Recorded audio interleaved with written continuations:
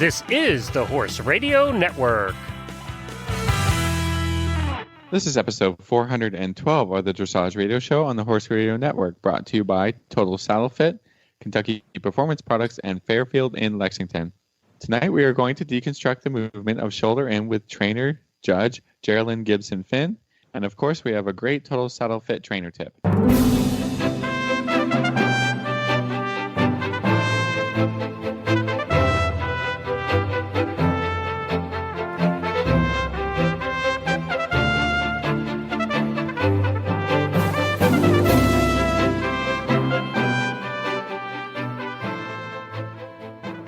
This is Reese Koffler-Stanfield from Georgetown, Kentucky. And this is Philip Parks from Rockwood, Ontario, and you're listening to the Dressage Radio Show. Hello, everybody. Hello, Jen, who's producing for us today. Hi-ho. I can't wait to feel so much smarter you're going to talk about. Yeah, we're going to train you everything you need to know. Everything about children. Can I put earbuds in Nigel's head so he can hear too? Because I think that's going to be important. Yeah, absolutely. You can put it on in the arena and Nigel, or in the barn, and Nigel could hear it too. Please. No, I love it. This is kind of our new segment we've started. We've got so many great comments on the segment we did with Lee Tubman on flying changes that Phil and I talked about it in Omaha and thought, you know what, we should really kind of take some time and pick some movements to deconstruct and to sort of get the trainer and judges perspective. Yeah, just go in super in depth about it and try and give as much information as we can about training the movements, and then also about what they should look like when you've done the training and you're going in the ring with them. So we thought it was cool. So we're just giving judges more love as well, and talking all about all the aspects of dressage, which I think is really important and has been really fun to do. So yeah. Great. We're looking forward to continuing this segment. So all is well. So Phil, everything good with you in Canada? It's starting to ramp up, I bet. Yeah, I was riding outside. Ooh. It's been fun. How was that? I was going to say your first time out in like multiple months. Oh, it's fine. Yeah, the horses are good. No craziness yet, so that's all right.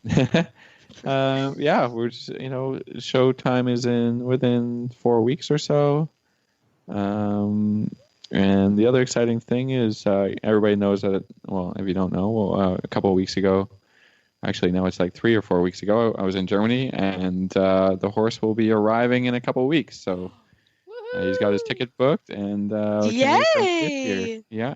Big, beautiful 4-year-old, and who's going to be owned, who I will be training, but is owned by a client.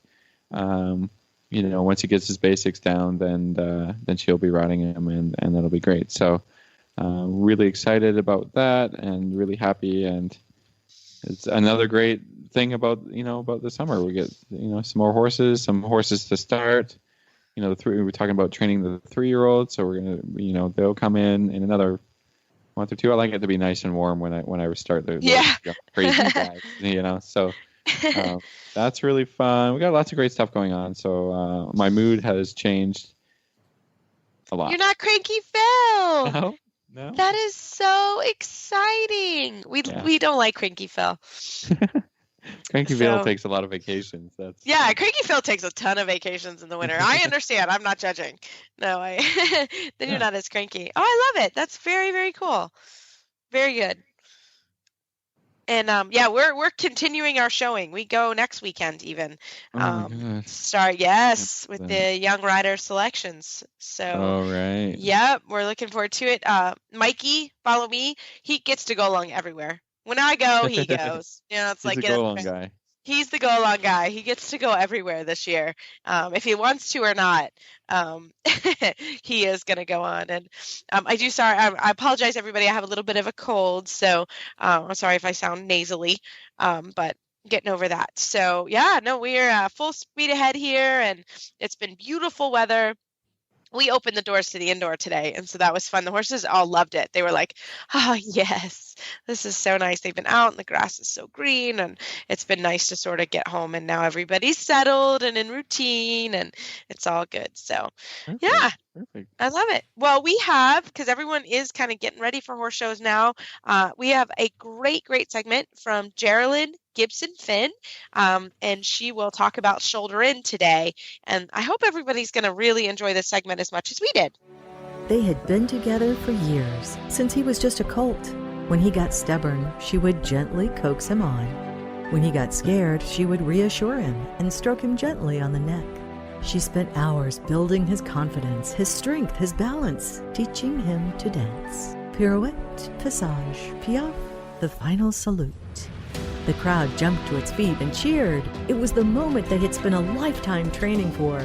But all she could think about was how special he was and how she loved him. This love story is brought to you by Endure Extra, providing high-fat calories, direct-fed microbials, and natural vitamin E to support optimal condition and performance. The horse that matters to you matters to Kentucky Performance Products. Call 859-873-2974 or visit kppusa.com to order today. Well, tonight we are so happy to have our good friend Jaralyn Gibson Finn on the show. She is a USTF gold, silver, and bronze medalist, and she is a judge, learner judge with distinction, and is currently in the Small R program. Jaralyn, welcome to the show. Hi, Reese. Hi, Philip. Well, we are so happy to have you because you're one of those people that can wear both the trainer hat and the judge's hat. And we are continuing with our series on breaking down movements. And today we all decided we would play with a little bit of a shoulder in. So, Jaralyn, get us started. When you start thinking about shoulder in or you have a horse that's about ready, how do you get it started? So I think about shoulder in as being the first of the movements that we use to start to teach the horse how to collect, which is to get more weight carrying on their hind legs. And I think the most important part when you're thinking about teaching your horse how to take the aids for shoulder in is that they understand what they should do from the activity of your inside leg. So it's easiest, I think, to start with teaching the horse to leg yield, moving away from the pressure of the inside leg and letting them bend to the inside. It's sort of easy to teach them that they can go a little bit sideways from the inside leg through leg yielding exercises. And then that aid becomes pretty familiar to them, that they understand that the inside leg is going to slightly displace their haunches. And then as they get better at that, you can add more balance and collection on your outside rein to keep their front legs traveling straight ahead rather than having them travel to the side. So that's how I sort of approach it to start off.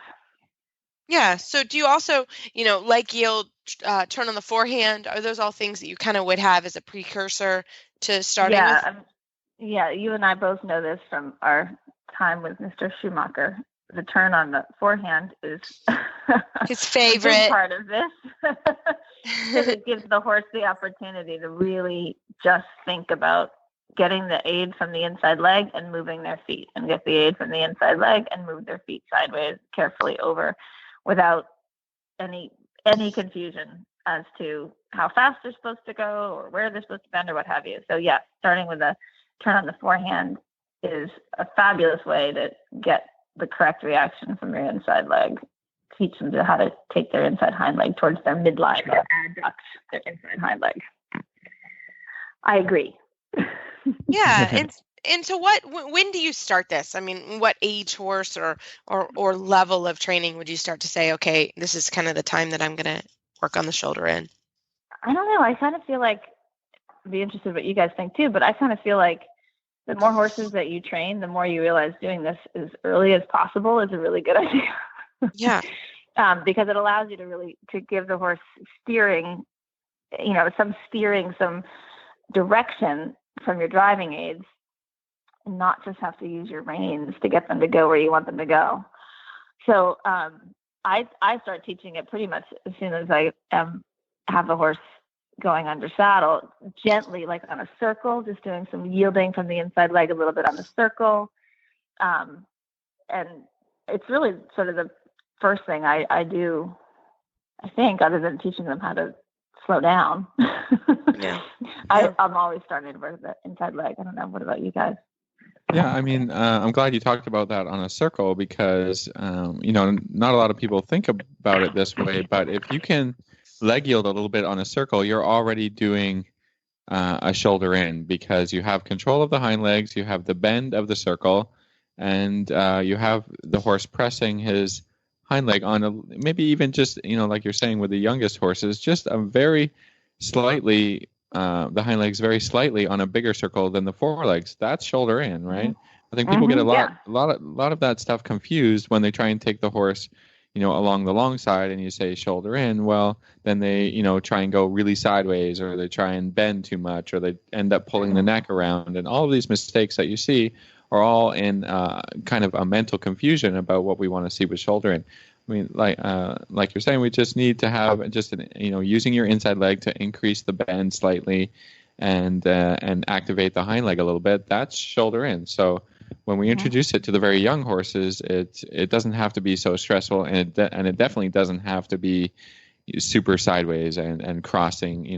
Again, we see this mistake so much in shoulder in, is like the horse is crossing 4 legs over sideways on 4 tracks. Shoulder in is 3 tracks or less, not 3 tracks or more. If you go past 3 tracks shoulder in, you're not training it right, and you're just doing leg yield all the way around the arena, and that can be a lot more difficult than what you're trying to accomplish with bending the horse and strengthening the inside hind leg in a shoulder in thing. Yeah, because you end up just pulling them off of balance, basically. Yeah. Then you're just throwing them a little bit sideways and pushing them too much through the outside rein, and you're not helping the horse develop balance and strength. You're actually interrupting it and ruining it a little bit. So that's a very important point for me, is to be establishing this on a circle first in a very slight and small way, and then when you get to the point, for me it's usually 4 years old. At the end of the 4-year-old year, if I have a very good horse, then I'm starting to introduce shoulder in,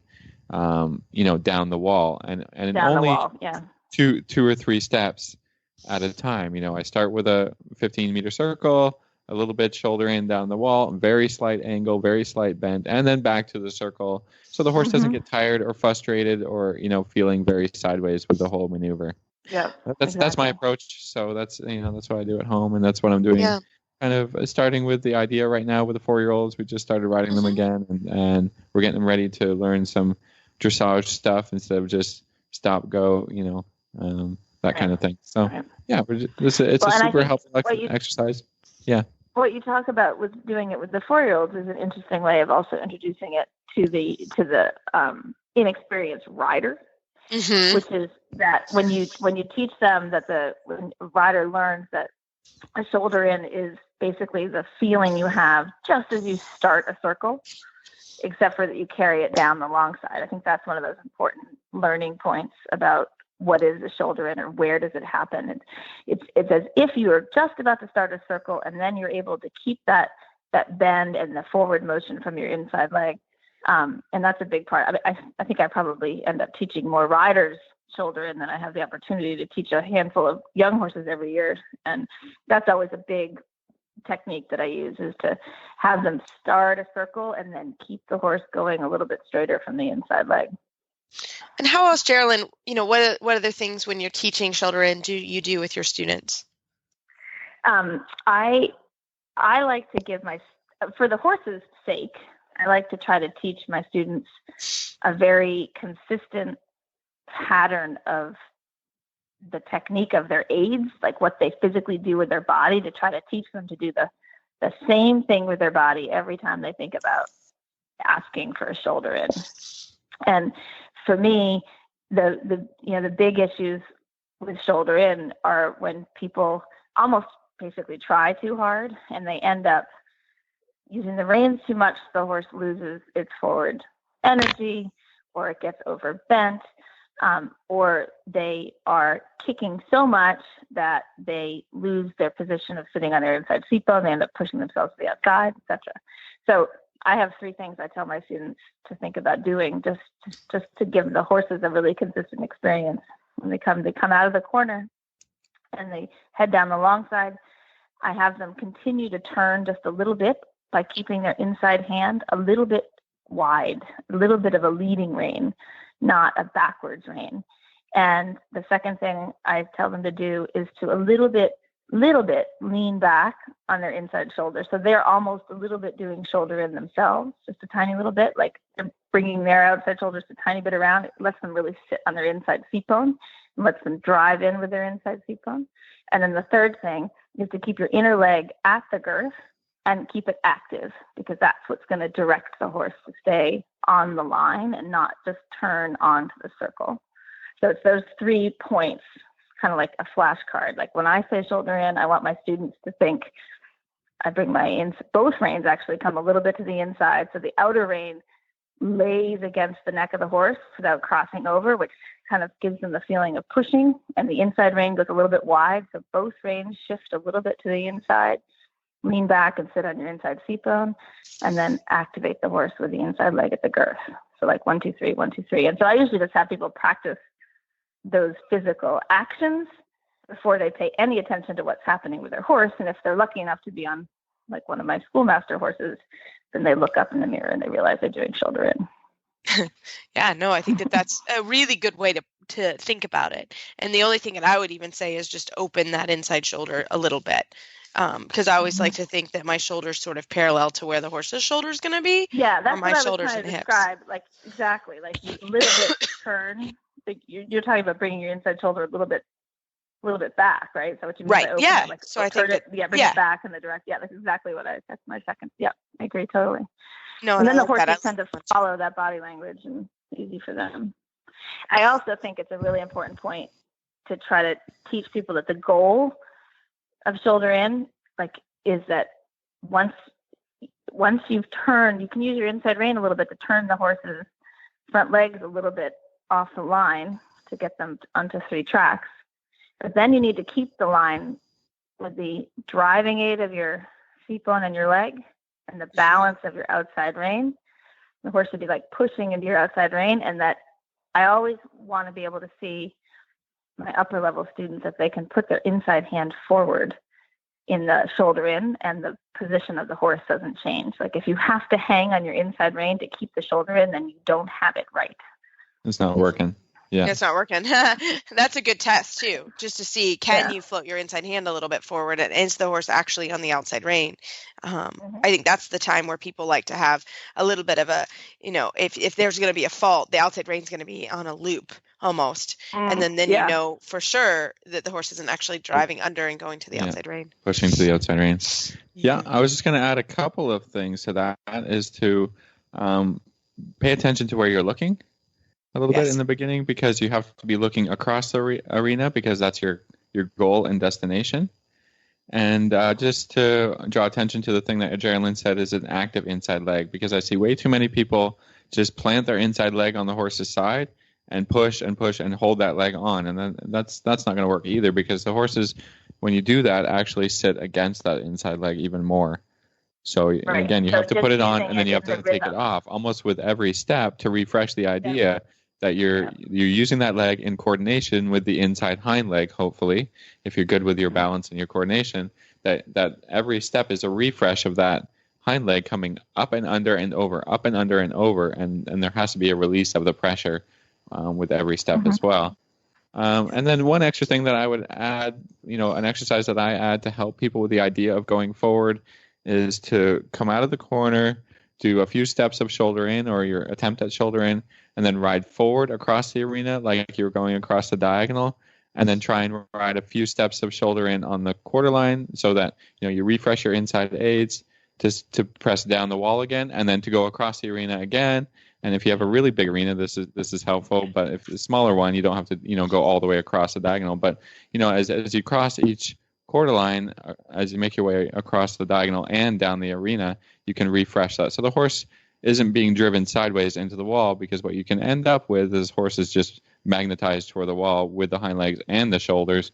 Then you get a little bit too much of that shoulder out idea, and the horse is kind of stepping into the kickboards instead of freeing the balance into the arena. Yeah, when you just said that up against the board, that reminded me of another Schumacher exercise, actually, which is probably pretty useful, was actually to do a head to the wall leg yield sometimes to teach the horse. Like if you have a horse that's running off too much and not giving enough carriage behind, do it going into the wall a little bit, like on the second track, so he's not claustrophobic, but and then giving the aids for a little bit of shoulder in, and then the reins don't have to stop the horse from making a mistake. The wall kind of acts as a guideline. That's a great introduction to it as well, if they're a little bit unsupple off the inside leg. Absolutely. Well, Jaralyn, thank you so much for coming on and putting on your trainer hat. And right after this commercial break, we're going to come back with Jaralyn Finn, and she's going to change her hats and put her judge's hat on. And we're going to talk a little bit about from the judge's perspective. Fairfield Inn and Suites North by Marriott Lexington is the ideal hotel for you, as they are the closest hotel to the Kentucky Horse Park. They have the most spacious guest rooms and suites in the area, and they're only 4 miles from downtown Lexington. Fairfield Inn and Suites North offers complimentary breakfast, free Wi-Fi throughout the hotel, free parking, a business center, an indoor swimming pool and jacuzzi, an outdoor patio with grill, laundry facilities, and much more. You get hungry, Cracker Barrel is located right next door, and there are 4 other dining options available within walking distance for breakfast, lunch, and dinner. Of course, Lexington is known for the Kentucky Horse Park, University of Kentucky, Keeneland, and the historical Kentucky Bourbon Trail. Enjoy a terrific hotel experience while you're touring Lexington. There's no denying that the Lexington North Fairfield Inn and Suites is the best value in town and will meet all your hospitality needs.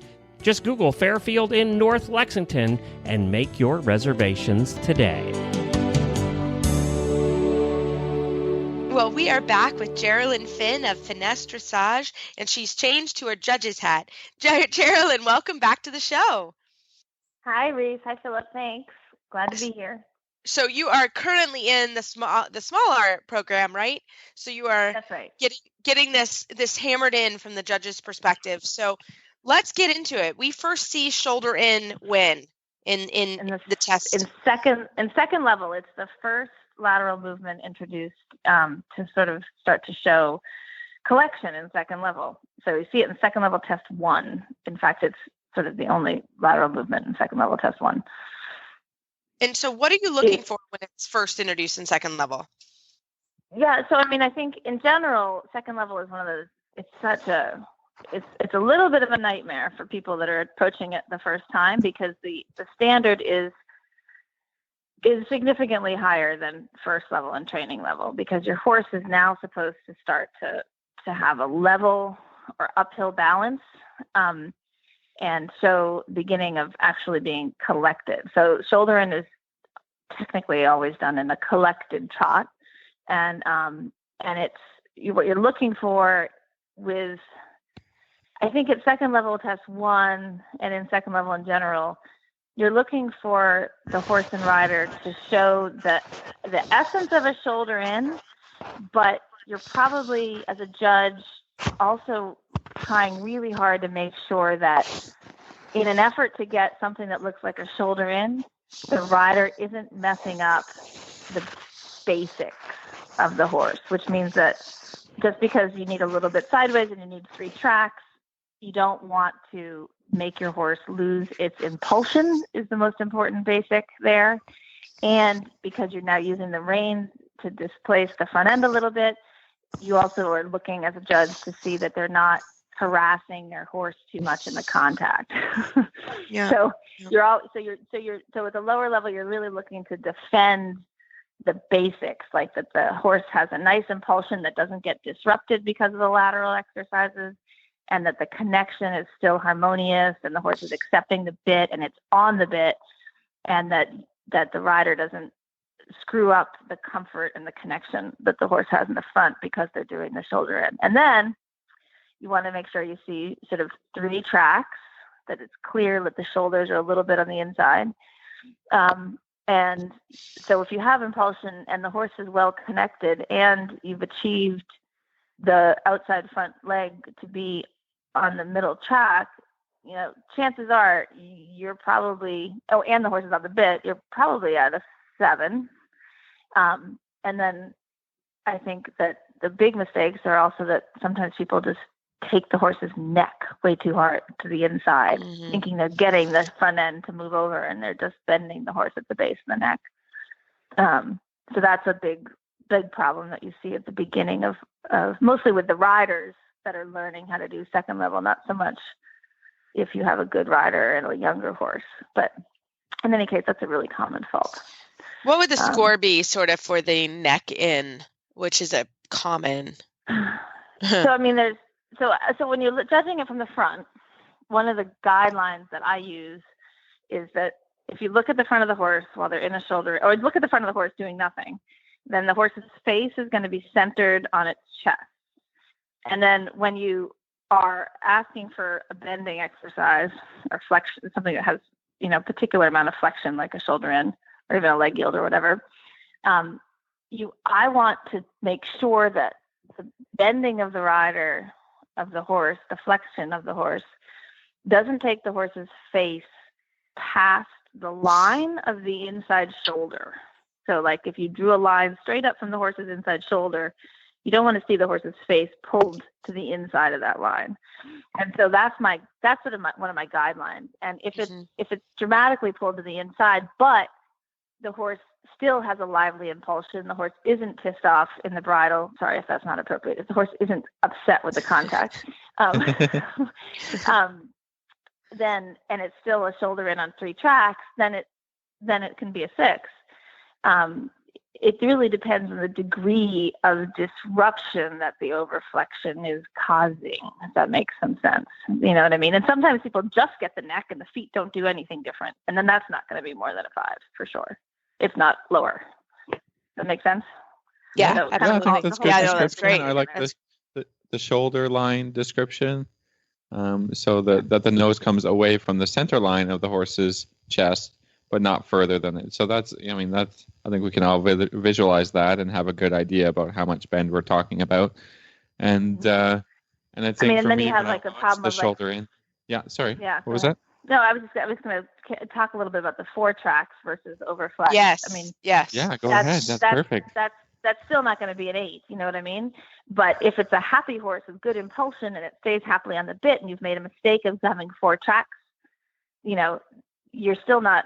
It's still an effort at a shoulder in. You know what I mean? Usually you start to notice things like it's on too many tracks. If the balance has gotten disturbed and you've lost the impulsion and the horse is against the reins, those are the things that, tend to bring the scores lower. If it's just a little bit of a technical mistake of being slightly too wide, but everything else is harmonious, you might not find it be punished that much, in the score. Yeah, I think when we get down to it through all the levels, if the harmony is there, you're not going to get killed in a score, right? If it looks like what you're as soon as you trying to lose do, kind of the there's harmony, the impulsion idea, then the scores start to get real low because that's not the purpose of our sport, right? So I think that's right when the to exercises or the riding starts to disturb the natural gaits of the horse, then we have to be more strict about it for sure. So as shoulder in is one of those movements that maybe doesn't really disappear, right? Right. So exactly. It's all the way through. So as you're going through and 3rd level and 4th level and pre-St. George and intermediate 1, what are the things that you're looking for that the shoulder in, does it change? Like, how does that work from a judge's perspective? I think that's one of the coolest things about shoulder in. If you just look at it from C, like at all the different levels, what you'll see as you go up the levels and you see it done well is you'll still see the same basics in the sense that it's 3 tracks. It's not overflexed. It doesn't lose the impulsion, all that stuff. But the more collection the horse has, the more it has the strength to carry its weight more on its hind legs while maintaining a lively impulsion in the shoulder in, then what you start to see is a bit more air time, and you'll see the reach of the outside front leg, the reach, so like height and reach and ground cover will start to grow, and it's sort of the shoulder in then enhances the amount of the impression of being off the ground that the horse has the higher you go up in the levels.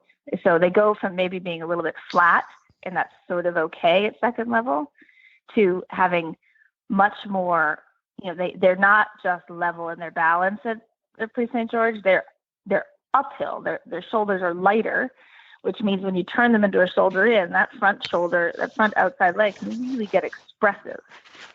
So it's still a shoulder in, it's 3 tracks, the bending, etc. But the expression and the cadence of the horse usually gets much more impressive. Yeah, and I think that's important to point out that that's the exercise that also, like, when we get back to the training a little bit, that's how that gets created, and then you get to show it off in the ring. That's what's cool, when you get into the St. George I1. It's like, you've not only taught the horse to do that, but that's the method in which you've taught it. So it should work really well, right? And right, exactly. and it's kind of fun to ride, right?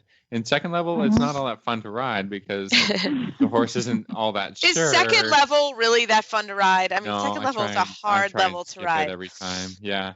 I was just going to say, second level is a hard level. I'm just throwing that out there. It really is. It really is. And the horse goes, I don't know about this. And, they kind of sometimes wander off sideways on you, or they accidentally bump the little rail. white fence, and they scare themselves across the arena for a bit. Yep. It's not that fun to ride. But when you have a horse that's really well confirmed and you get to, show it in the St. George, that's kind of one of the, the funnest movement to ride. Well, actually, that's a really good point about the hind leg hitting the rail at second level and stuff, because what they make you do then, of course, at fourth level, and also you see it in the I1, is you have to ride the shoulder in on the center line. And so the rider has to control the outside hind leg so that it doesn't go wide onto 4 tracks, because you don't have the rail in those tests to hold it. You have to really prove that the hind legs are going straight on the line, and it's the carriage of the inside hind leg that's making the 3 tracks, not just going sideways. Yeah, I think we skipped that a little bit in our training segment because we talked too much about how to introduce the idea. But as you continue on through the levels, and that outside leg becomes more and more important as a guiding leg and an activating leg, and like you're not going to get that expressive shoulder in without a little bit 2 legs on the horse. So I think that's well, and maybe that's a good point to talk about. The position of your legs too is so important, that you have that when you're riding any of the lateral movements, that your inner leg has a tendency to be a little closer to the girth, and your outer leg has the tendency to be a little bit back. That little bit of a scissor kick position. That's so important to keep you sitting on your inside seat bone. And then with your outer leg, like if somebody's going to go start to practice shoulder in after listening to this, I would hate them to not know that their outside leg should be just a tiny little bit back as you're going along and asking for this bending from the inside leg. That's kind of important. Yeah, right? It's there, and it guides and it drives a little bit, and that's a really good point, right? We almost forgot that, trainer. This is why there are 3 of us on this segment. Well, Philip so graciously reminded us of the problem of the horse ricocheting off the rail, which I mean, because I've made all the mistakes more than once and more than twice all the time. So. We all have. We all have, for sure. Absolutely. For sure. Well, Jaralyn, anything else that our listeners should kind of watch out when they're in the show ring doing their shoulder in, if it's from second level on up? I think one of the things that being in the small R program and then having done the L program as well really helped me to understand is that you really need to put the basics, the quality of the impulsion, the quality of the connection should always be your priority when you're trying to do any of these tests. So if you're riding and practicing a second level test at home and you're thinking about going to the show ring and have to do second level shoulder in on both sides like you do in second one, you have to make sure you're not losing the impulsion and that your horse isn't getting stiff in the contact before you're going to be rewarded for a shoulder in. So I think that's something that I don't think people think about maybe a little too much. Oh, I've got 3 tracks. Why is the judge so mad and only gave me a 5? And it's because the horse has to be able to give you the 3 tracks, give you the bend in harmony with energy. So I think that probably gets skipped over as people read the test and go, well, I can make my horse go sideways. That shouldn't be so bad. I'm sure I can do second level. And it's really, if you lose those 2 things, then you're not going to be rewarded. Yeah, absolutely. Great point. Well, Jaralyn, thank you so much for coming on the show and deconstructing the shoulder in for us with both their trainer and your judge's hat. And how can our listeners find you online? I have a website. It's finessedressage.com, and it has all my contact information there. So thanks for having me, you guys. Fantastic. That was super fun. Yes, always. Talk to you soon.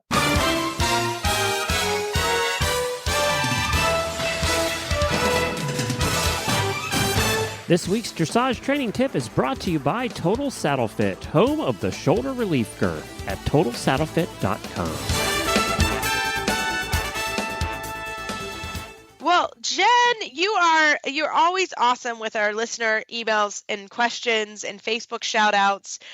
So we're looking forward to it. It's like Phil and I don't really know the questions, so it's like Jeopardy, or it's like a game show for us. We're like, what is Jen going to ask us? Well, try and stump us this week. Why don't you? Yeah, come on, Jen, for our Total Saddle Fit tip of the week.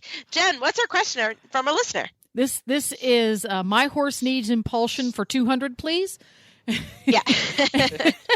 And here is the question. Dear Philip and Reese, I need help on my stretchy circles. My horse stretches beautifully through his neck, but loses impulsion, according to the judge's remarks. If I try to push him forward, his head goes up, he loses his bend, and it all goes sideways. Well, this one might be European. That's a UK kind of a saying right there. Can you recommend any exercises that would help my little Appaloosa stretch and maintain the forward trot I've worked so hard to develop? Dun, dun, dun. Dun, dun, dun. So, Phil, you want to tackle this? You want me to go first? Go first, and then and then I'll get ideas from your ideas. Exactly. That's why Phil always goes second, everybody, because he bumps off of me. Next week I'll go first, okay? Sure. No, but the very common problem and in a common question for sure for everybody. So last year, Jennifer Roth actually did a great segment. We talked about stretchy circles when she deconstructed, I think, the training level test.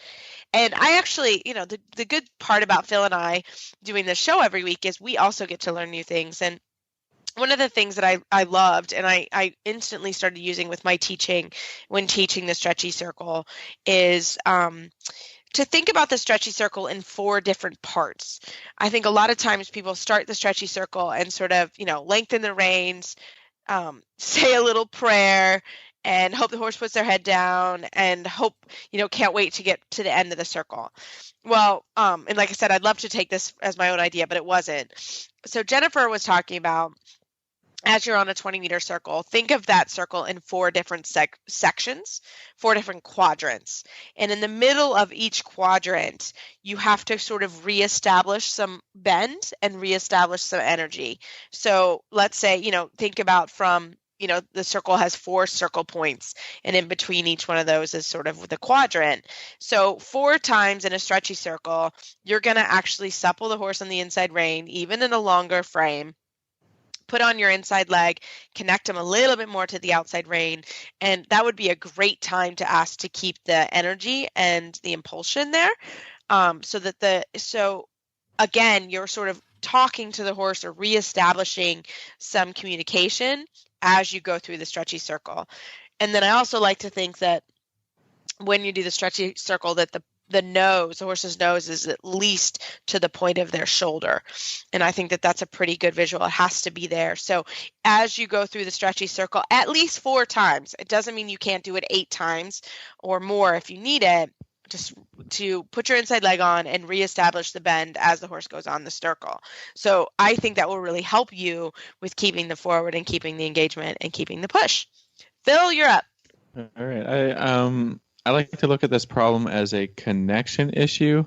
So if I'm picturing this horse in my head, it has a really great relaxation, but not a great connection from the hind legs to the front legs. So the horse takes this opportunity to just sort of relax and trot around a little bit. And so if that's the case, you have to think about keeping the horse's back up and still it's still the horse has to be working in this thing. And so, the stretch circle is not just a relaxation point. When we talk about the stretch walk, we give the horse to the buckle, and he gets a little bit of a relaxation time, especially in the early test, the training level and first level sort of thing. But here in the trot, we must keep the engagement, and we must keep the connection. So what I would do in a daily training idea is let him only stretch as much as you can keep the connection, that you can keep the impulsion. So if one day it's the horse goes down 2 centimeters, but you keep him forward without losing that idea, then that's what you should do. And then the next day stretch 4 centimeters while keeping the engagement, so that you don't go for 100% stretch and also 100% loss of engagement. It's better to keep a little bit less stretch if you can keep the horse a little bit together and bending and then develop your stretch trot, to as long as you want it to have, nose, down to the ground or, pretty far down. But if you're stretching a lot and you're losing engagement, then you're not completing the purpose of the exercise, and that's why the scores are suffering. So, take a little bit of time in training. This is going to take some time. It's going to take some weeks, and then by the end of it, hopefully you have, a full stretched horse with the engagement. And another exercise to think about is leg yielding on the circle. So you're using your inside leg to drive the horse a little bit out on the circle to your outside rein, and then you're just solidifying that idea of connection, that the horse must go forward to the bit and stretch at the same time. So, it's like everything else. It takes time, and you want to develop it correctly, little bit by little bit, centimeter at a time, and then you can, in a couple of months and have it the whole problem worked out, So, I hope that helps. I think Reese covered the 4 quadrants. I've covered a little bit the exercises to help it. And this is not a huge problem. I think you can just work away at it, and you'll be fine. It'll develop. Yeah, it'll be fine. It will. Well, really good. Really, really good. I love it. Good question. Yeah, everybody has trouble with that stretch circle. I love it.